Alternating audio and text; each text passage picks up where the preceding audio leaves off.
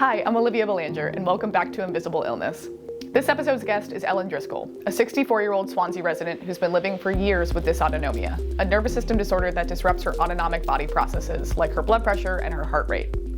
Full disclosure, Ellen was the media director for The Sentinel from 1998 to 2012 when she left because of her illness. I had never met her prior to our interview, though some of my coworkers remember Ellen from her time with us. Now, Ellen is the president and managing editor for the National Dysautonomia Information Network, also known as DINET. In this episode, Ellen talks about how her life has changed with chronic illness and how working with DINET has helped empower her. And like our first guest, Sabrina Leaf, Ellen also discusses her difficulties getting diagnosed. If you haven't yet, I highly recommend going back and listening to episode 1 first. Otherwise, without further delay, here's Ellen Driscoll.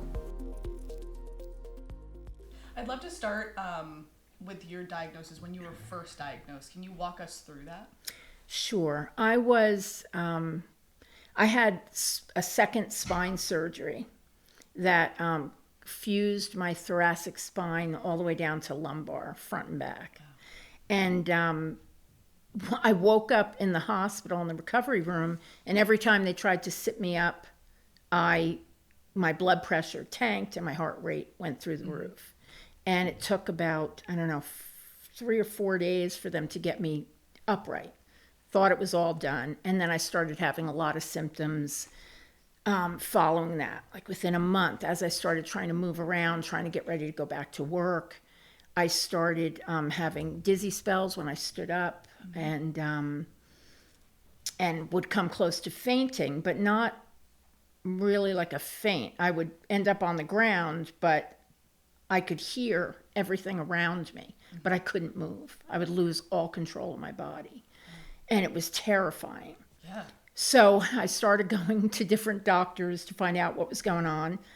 They started sending me to cardiologists, and they all said the same thing. Oh, it's a panic attack. It's a panic attack. Luckily, my primary care physician, who's a woman who had known me for quite a while, said, what does it feel like? Do you feel doom? Do you feel a sense of fear or anything preceding these episodes? And I said, no, all I do is I stand up and start to walk, and it happens. Yeah. I kept going back to the cardiologist and saying, it's not a panic attack. And they kept saying, yes, it is. You're depressed. You're anxious. I was neither.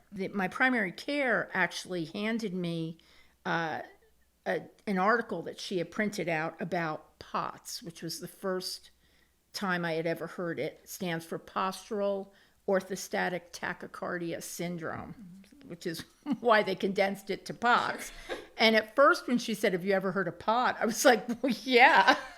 Yeah, I smoked it for a long time, And it was like, no, yeah. That's not it.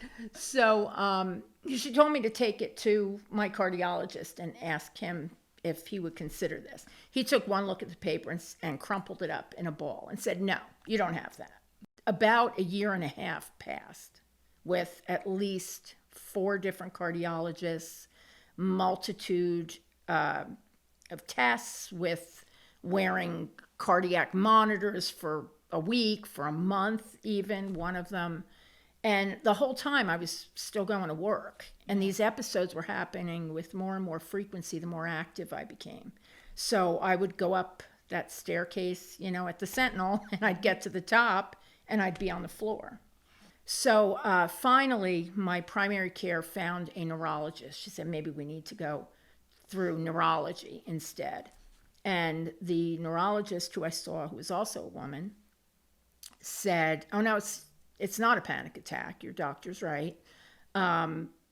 This is probably related to your thoracic spine being interrupted, the signal from your brain. And she asked me if I knew anything about dysautonomia. And that was the first time I had ever heard that word. And she said, you don't actually have the symptoms that fit completely in with POTS, but there are 15 forms of dysautonomia. And I think you have one of those. And then there was a lot of testing for that, and then the diagnosis was finally confirmed. But the most frustrating part was that none of the doctors that I saw would even consider it. Yeah. And it's pretty prevalent within that diagnosis to have doctors determine that it has to be anxiety and panic attacks, so they don't even look further to see if there's actually something going on. Yeah, and so how long did it take for you to get that diagnosis? Do you remember? Oh, it was about 3.5 to 4 years.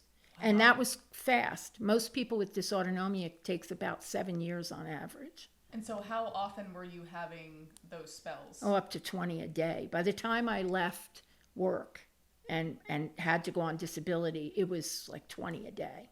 Right. And so through your work with Dinah, just like skipping forward a little bit, can you talk about like how common your situation is, especially among women, for like not getting that diagnosis and sort of just living with those spells and not understanding what's going on? Right. You know, I hate to make it into a sexist thing, but there is this notion from male doctors in particular, when they see especially young women come in and say, you know, my heart races and I feel faint and this is happening to me, the first thing they jump to is that it must be anxiety and depression.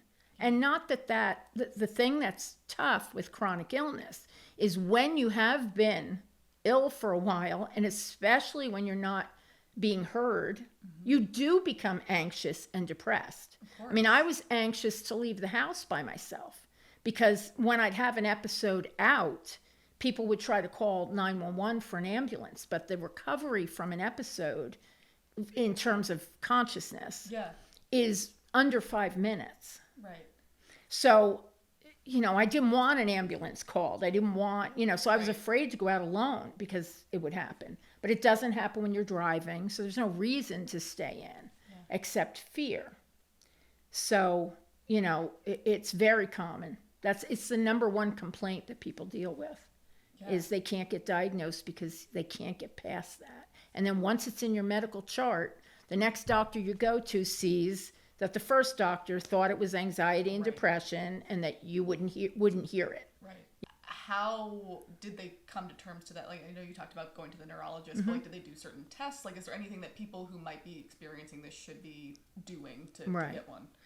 Well, the test that really needs to be done first is called a tilt table test. And you lay on a board and the test is just what it sounds like. They move you upright and they monitor your autonomic system, which is at the basis, the core of dysautonomia is a dysfunction of the autonomic system. It's not always 100% positive for people. You could still have dysautonomia and pass that test because, you know, sometimes it takes up to 10 minutes for you to have an episode after rising. And how did it feel for you to finally receive that diagnosis? You know, what's really funny, I guess, is that I was so happy to get the diagnosis, even though what they were telling me is this is a chronic condition that you're going to have to live with.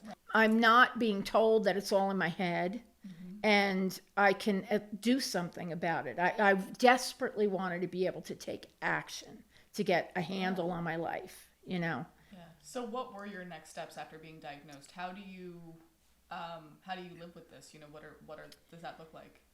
For a lot of people, it's medication. Medication didn't work for me. The side effects, I didn't like the side effects, and the positives did not outweigh the negatives. So for me, it had to do with radical lifestyle changes. I had to increase my salt. I had never used salt on food before. So I started eating salty food and salting everything. I drink a minimum of 65 ounces of fluid a day. Electrolyte-rich foods and drinks helps a lot. But mostly it was the way I moved that made a difference. And I know that sounds weird, but you know, before I became ill, I moved constantly. I was, you know, always mostly running to somewhere. I hiked a lot. I was very proud of my fitness level, even at 40, which is when all this kind of all started for me. The biggest thing for me, the challenge, was learning how to not move like that anymore. When I stand up, I have to take a minute to just let everything settle, let my blood pressure, let the pooling that happens in your legs when you sit, let everything readjust, let my blood pressure, my heart rate adjust, take a few deep breaths, and then move. And that's really hard to do for somebody who's used to being super active, you know? And so before your diagnosis, you were dealing with about like 20 spells a day. How does that look now? I'll go through what we generally call flares, where it never has gone back to 20 a day, but it'll go to maybe, 5 to 8 a day if I'm during a flare. Yeah. But most of the time, like even when I just answered the door to let you guys in, I got up I was sitting reading, got up, went to the door, I was fine. But then after you came in, I had to stand there for a little bit before I came back into the room because I could feel my heart rate going up. So I can catch it now. I can catch the episode before it happens a lot of times, which, that's not true for everybody. Sometimes people don't ever get to that point, but I have been able to sort of outmaneuver it a little bit, somewhat, when I remember. A lot of times I don't remember, and I'll get up and start moving, and then, it's too late. And has your diagnosis affected, your family at all? Or, how has it affected, the other people that are in your life? I think it's radically affected everybody, really, because they have to remember for me a lot of times that I'm moving too much, I'm bending too much, my daughter has done a lot of research into it. She knows the most about it.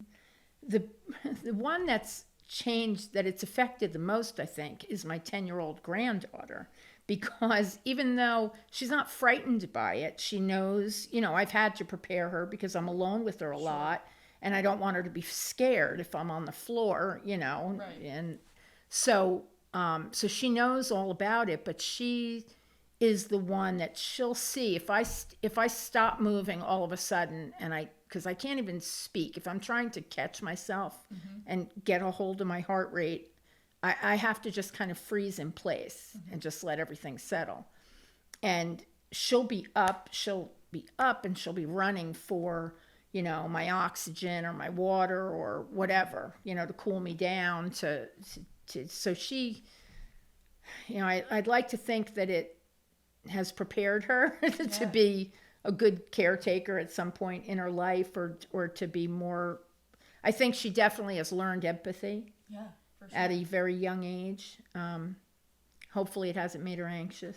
Yeah. But it is what it is. Yeah. And your work with Dynet, I wanted to ask you about this because I know for some people, working with an organization that's so close to home with you dealing with the disease that you're talking about, that can be a little bit too much. I was just curious if you ever had that conversation, or if it's actually really helpful for you to just be really engulfed in it all the time. What I have found, and I always share this with people who are newly diagnosed, getting out of your own head, even though you're still dealing with the subject of dysautonomia, but getting out of your own head and your own body to help put that hand out and help the next person who doesn't know anything, who just got diagnosed, who's terrified and feels like their world is coming to an end.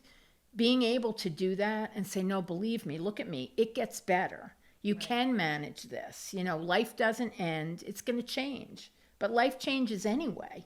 I mean, I think working with other people really has tremendously helped me adjust my perspective on the illness and on being chronically ill in general. Yeah. Because I don't think, initially all I thought about was what I was losing. And I don't think about what I can't do anymore. I think about what I still can do, which is a real shift. The other misconception,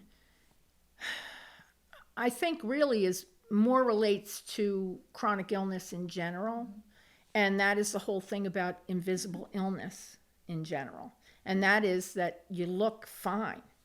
You don't look like you're ill, and you can have days when the fatigue is so insurmountable that it's really difficult to do anything.